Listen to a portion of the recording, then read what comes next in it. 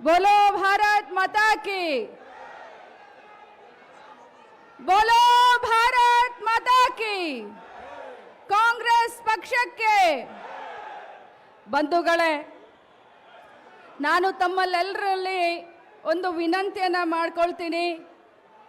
ತಾವು ಇಷ್ಟೊಂದು ಸಂಖ್ಯೆಯಲ್ಲಿ ಬಂದು ಇವತ್ತು ಹಳ್ಳಿನಲ್ಲಿ ತಮ್ಮ ಜೀವನವನ್ನು ಕಟ್ಕೊಳ್ಳಿಕ್ಕೆ ಸಹಾಯವಾದಂಥ ಈ ಉದ್ಯೋಗ ಖಾತ್ರಿ ಯೋಜನೆಯನ್ನು ಬುಡುಮೇಲು ಮಾಡಿದಂಥ ಕೇಂದ್ರ ಸರ್ಕಾರದ ವಿರುದ್ಧ ನಮ್ಮ ಕಾಂಗ್ರೆಸ್ ಪಕ್ಷ ಹಮ್ಮಿಕೊಂಡಂಥ ಈ ಒಂದು ಪ್ರತಿಭಟನಾ ರ್ಯಾಲಿಗೆ ಅತ್ಯಂತ ಉತ್ಸಾಹದಿಂದ ತಾವೆಲ್ಲ ಬಂದಿದ್ದೀರಾ. ಒಂದು ಎರಡು ನಿಮಿಷ ನಾವು ಮಾತಾಡೋದನ್ನ ತಾವು ಕೇಳಬೇಕು. ಮಾಧ್ಯಮದ ಎಲ್ಲರೂ ಇಡೀ ರಾಜ್ಯಕ್ಕೆ ನಾವು ಮಾತನಾಡೋದನ್ನ ತೋರಿಸಿದ್ರೆ ನಮ್ಮ ಪಕ್ಷಕ್ಕೆ ಮತ್ತು ಉದ್ಯೋಗ ಖಾತ್ರಿಯಲ್ಲಿ ಸೇವೆ ಮಾಡ್ತಾ ಇರುವಂಥ ಜಾಬ್ ಕಾರ್ಡ್ ಹೋಲ್ಡರ್ಸ್ಗೆ ಅನುಕೂಲ ಆಗುತ್ತೆ. ವಿನಂತಿ ಮಾಡ್ತೀನಿ.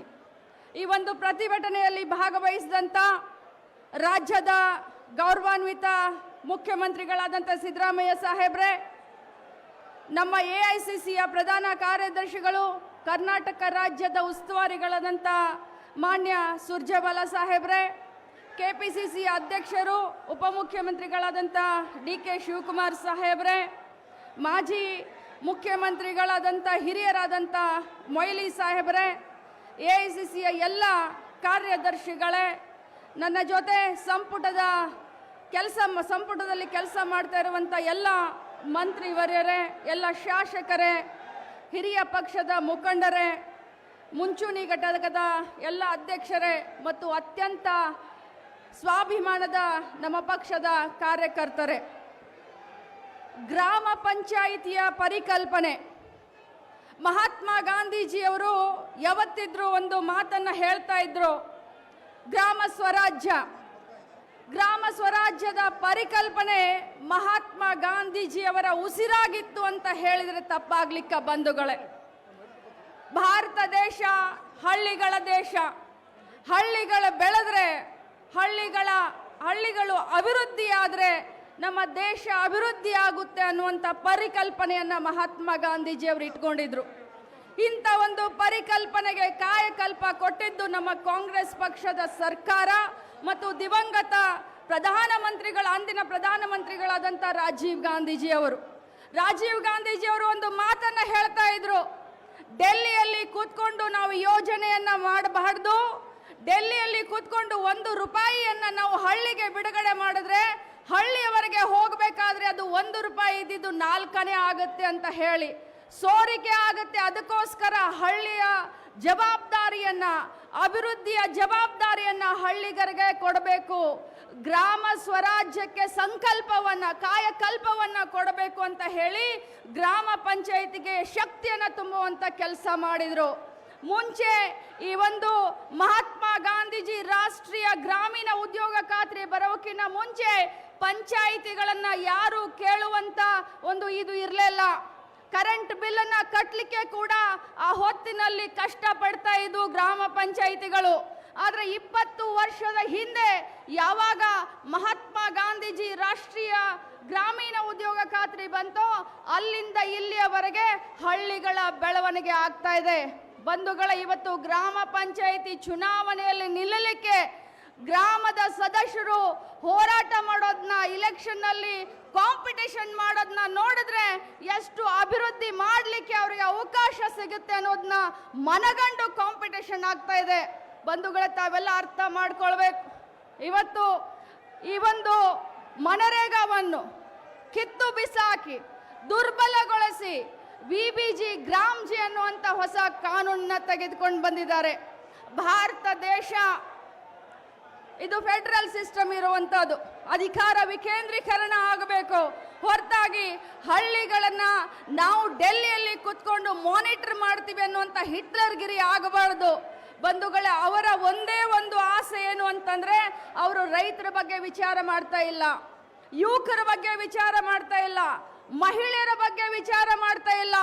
ಕೇಂದ್ರದ BJP ಸರ್ಕಾರ ಬರೀ ಬಂಡವಾಳ ಶಾಹಿಗಳ ಬಗ್ಗೆ ವಿಚಾರ ಮಾಡ್ತಾ ಇದೆ ಅಂತ ಹೇಳಿದ್ರೆ ಅದು ತಪ್ಪಾಗ್ಲಿಕ್ಕಿಲ್ಲ. ಬಂಧುಗಳೇ, ಇವತ್ತು ಗ್ರಾಮ ಪಂಚಾಯಿತಿಯನ್ನ ದುರ್ಬಲಗೊಳಿಸೋದು ಒಂದೇ, ಗ್ರಾಮೀಣ ಮಕ್ಕಳ, ಯುವಕರ, ಹೆಣ್ಣು ಮಕ್ಕಳ ಅಧಿಕಾರವನ್ನ ಕಸಿದುಕೊಳ್ಳೋದು ಒಂದೇ. ಇವತ್ತು ಇಂಥ ಒಂದು ದೊಡ್ಡ ಬದಲಾವಣೆಯನ್ನ ತರುವಂತ ಸಂದರ್ಭದಲ್ಲಿ ನಮ್ಮ ಕೇಂದ್ರ ಸರ್ಕಾರ, ನಮ್ಮ ರಾಜ್ಯ ಸರ್ಕಾರದ ಜೊತೆ ಚರ್ಚೆ ಮಾಡಬೇಕಾಗಿತ್ತು. ಇದರ ಆಗು ಹೋಗುಗಳ ಬಗ್ಗೆ ಒಳಿತು ಕೆಟ್ಟನ್ನ ಚರ್ಚೆ ಮಾಡಿ ಡಿಸಿಷನ್ ತಗೊಳ್ಬೇಕಾಗಿತ್ತು. ಆದರೆ ತರಾತುರಿಯಲ್ಲಿ ಕೇವಲ 8 ಗಂಟೆ ಚರ್ಚೆ ಮಾಡಿ ಇದನ್ನ ನಮ್ಮ ಮೇಲೆ ಒತ್ತಾಯ ಪೂರ್ವಕವಾಗಿ ಹೇರಿಕೆ ಮಾಡಿದ್ದಾರೆ ಅಂತಂದ್ರೆ ಈ ತರ ಒಳಮರ್ಮ ಏನು ಅಂತ ನಾವು ಅರ್ಥ ಮಾಡ್ಕೊಳ್ಬೇಕು. ಬಂಧುಗಳೇ, ನಿನ್ನೆ ತಾನೇ ಗಣರಾಜ್ಯೋತ್ಸವವನ್ನು ನಾವು ನೋಡಿದ್ದೇವೆ. ನಮ್ಮ UPA ಸರ್ಕಾರ ಇದ್ದಾಗ, ಕಾಂಗ್ರೆಸ್ ಪಕ್ಷದ ಸರ್ಕಾರ ಇದ್ದಾಗ ವಿರೋಧ ಪಕ್ಷದ ನಾಯಕರಿಗೆ ಘನತೆಯನ್ನ, ಗೌರವವನ್ನ ಕೊಟ್ಟು ನಡೆಸ್ಕೊಳ್ತಾ ಇದ್ವಿ. ಅದು ನಮ್ಮ ಕಾಂಗ್ರೆಸ್ ಪಕ್ಷದ ಕಲ್ಚರ್ ಅಂತ ಹೆಮ್ಮೆಯಿಂದ ಹೇಳಲಿಕ್ಕೆ ಬಯಸ್ತೇನೆ. ಆದ್ರೆ ನಿನ್ನೆ ಗಣರಾಜ್ಯೋತ್ಸವದ ಸಂದರ್ಭದಲ್ಲಿ ನಮ್ಮ ಅಧಿನಾಯಕರಾದಂತ AICC ಅಧ್ಯಕ್ಷರಾದಂತ, ರಾಜ್ಯಸಭೆಯ ವಿರೋಧ ಪಕ್ಷದ ನಾಯಕರಾದಂತ ಮಾನ್ಯ ಶ್ರೀ ಮಲ್ಲಿಕಾರ್ಜುನ್ ಖರ್ಗೆಜಿ ಅವರನ್ನ ಹಾಗೂ ಲೋಕಸಭಾ ವಿರೋಧ ಪಕ್ಷದ ನಾಯಕರಾದಂತ ಶ್ರೀ ರಾಹುಲ್ ಗಾಂಧೀಜಿ ಅವರನ್ನ 3ನೇ ಸಾಲಿನಲ್ಲಿ ಇಟ್ಟು ಕೂರಿಸಿ ಒಂದು ಅಪಮಾನವನ್ನ ಕೇಂದ್ರ ಸರ್ಕಾರ ಮತ್ತು ಬಿಜೆಪಿಯವರು ಮಾಡಿದ್ದಕ್ಕೆ ನಾವು ಧಿಕ್ಕಾರವನ್ನ ಹೇಳಲಿಕ್ಕೆ ಬಯಸ್ತೇನೆ. ಯಾಕಂತಂದ್ರೆ ಅವರ ಹಿಟ್ಲರ್ಗೆರಿ, ಅವರ ಮಾನಸಿಕತ್ವ ಯಾವ ಮಟ್ಟಕ್ಕೆ ಹೋಗಿದೆ ಅಂತಂದ್ರೆ ನಮ್ಮ ಕಾಂಗ್ರೆಸ್ಸಿಗರನ್ನ ಸಹಿಸ್ಕೊಳ್ಳಕ್ಕೆ ಅವರಿಂದ ಸಾಧ್ಯವಾಗ್ತಾ ಇಲ್ಲ. ಅದಕ್ಕೆ ನಾನು ನನ್ನ ಕಾಂಗ್ರೆಸ್ ಪಕ್ಷದ ಪರಿವಾರದ ಎಲ್ಲ ಸದಸ್ಯರಿಗೆ ಕರೆಯನ್ನು ಕೊಡಲಿಕ್ಕೆ ಬಯಸ್ತೇನೆ. ನೀವು ಈ ಹೋರಾಟವನ್ನ ಬೀದಿಯಲ್ಲಿ ನಾವು ಮಾಡಬೇಕಾಗತ್ತೆ.